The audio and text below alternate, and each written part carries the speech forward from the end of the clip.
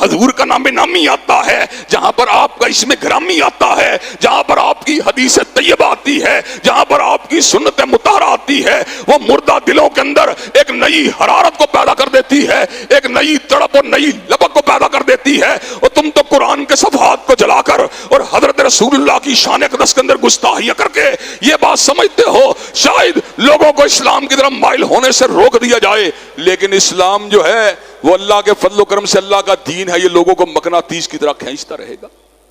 حضرات گرامی قدر، ایک بات کر کے آخری بات کر کے اپنی بات کو ختم کروں گا۔ حضرات گرامی قدر، ان 9 مسلموں کے اندر سے ایک مسیحی پادری بھی تھا، اس نے کہا کراچی کے گرجا گھر کو چلاتا تھا،